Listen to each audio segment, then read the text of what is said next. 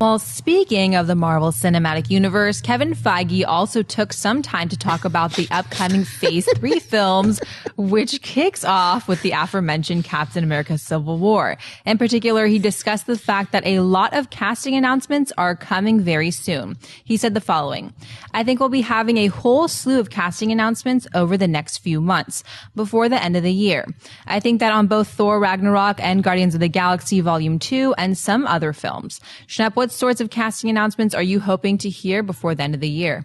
Well, I think we could all be very guaranteed that they're going to talk about Tom Hiddleston as Loki in Thor Ragnarok. I know he was mentioning, I'm not, I haven't heard talking. I don't even know.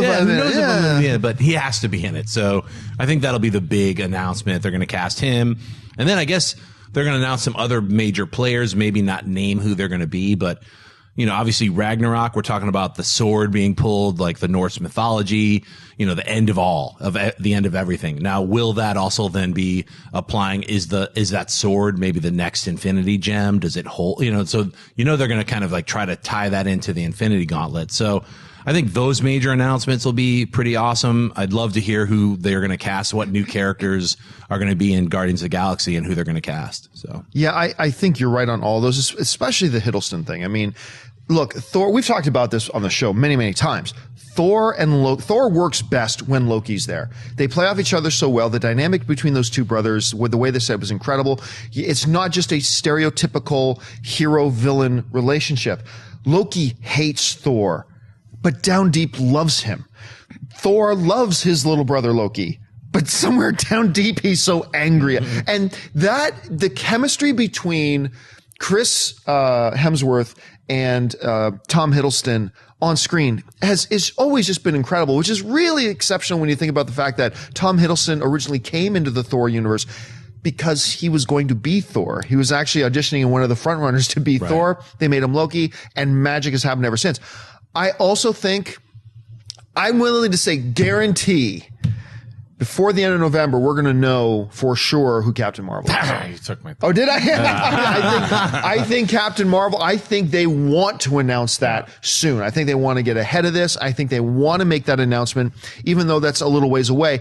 But also, I think we're going to hear some great villain stuff about Guardians of the Galaxy, which goes in front of cameras like really soon. Right. Like, James Gunn is already on location, getting all the pre-production set up and everything. So we got to hear some stuff about that. Anyway, Christian, aside from Captain Marvel. Well, no, I'll do one better with Captain Marvel. I'm going to go out and I'll say we get a guarantee that Emily Blunt is Captain Marvel. Man. I'll even say over Ferguson. I would not bet against that. Yeah, I say Emily Blunt is going to be announced as Captain Marvel. I think that you're right as far as Guardians go. I think they'll announce someone big, like a new big star going to be in it, but I don't know if we'll necessarily know who he is because maybe they want to hide the fact that Warlock is going to be in the movie. But I think that's pretty much on key. I think the big ones are Captain Marvel and then someone from Guardians. And yeah, I agree. I think Tom Hiddleston, they'll say, yeah, he's coming back. I agree with you on Warlock. They have to announce Warlock because that is, if they're going to start, announcing their phase 11 or whatever, like what phases are we going into? Three.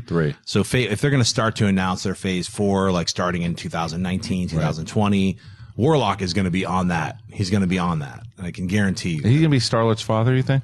I don't know. I don't think so. I don't think they're going to go with the way the character of Warlock in the comics was grown. Like originally he was a cocoon. It was like kind of like eventually they tie a lot of stuff into the high evolutionary. So I don't know how far, we're getting real sweaty talking about the high evolutionary and so we'll see how Gunn is sweaty. So he knows about all this, like he reads comics. So I'm sure there's going to be, if not just little Easter eggs for everybody, a lot of that stuff's going to get woven in. I mean, we saw the Celestials. That's, that's part of the Marvel universe now. So I think they're going to fall in heavily into Guardians of the Galaxy 2. Remember that one prison, or whatever that world was that they went to was like one of the Celestials' heads. Oh, right. A giant skull. Right. Yeah. So. I'm hesitate to talk about this, but I will say this. Please do not, nobody tweet about this. Don't run with this as a story. Okay. Because I don't know this for sure, but I was recently talking with somebody who has given me some reliable information before. It was me. Someone connected with the Marvel Cinematic Universe. And I always mispronounce her name, so you have to forgive me. But I've heard that one of the performers in the running for Captain Marvel, like seriously in the running, is the actress from Chuck, Yvonne Strahovski. Yeah, she's been rumored for a while. She was fan rumored rumor too. Yeah, she was a fan favorite for a while, whatever. But what I have heard recently is that she's in the final 5. Like she's in the final mix of 5. Yeah.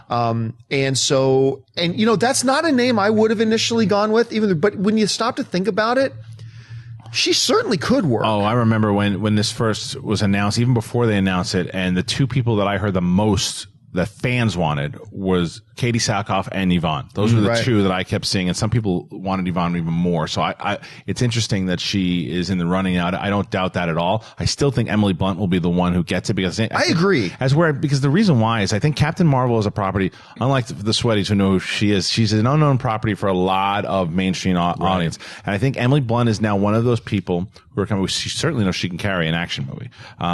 She's done it. She did it in Edge of Tomorrow, and she's doing it in Sicario. She's literally the star of Edge of Tomorrow. Pretty much. She really is. And then she even, it's a different role, but she can be edgy in Sicario. So I think it makes more sense as far as a star quality to sell this particular role. But Yvonne would be a great choice as well. And I agree with you. I mean, I kind of, when I heard that it was between her and Nancy Ferguson did such a knockout job with Mission Impossible. Rebecca Ferguson. I was like, wow. And also just seeing her, like, I could see her carrying a picture. But you're right, as far as like the ability to open a project with people who don't know about this character, Emily Blunt carries a little more star power at this point. And she's a great actress, too. She's amazing. Yeah. I think I would like to see, look, if they announced tomorrow that Ferguson was playing Captain Marvel, no complaints from me. None at all. Yeah. That being said, I think I would lean more towards an Emily Blunt or Strahovski because I think, to be honest, Mission Impossible is the only thing I've seen her in. And I think I'd like to see her in one or two more things. Oh, you didn't like her in Hercules? Oh my God. Sorry, I take it back. I did see her in the other thing. Now she's not the problem with Hercules. No. So it would be interesting to see. It'll be interesting to see overall how this all actually works out.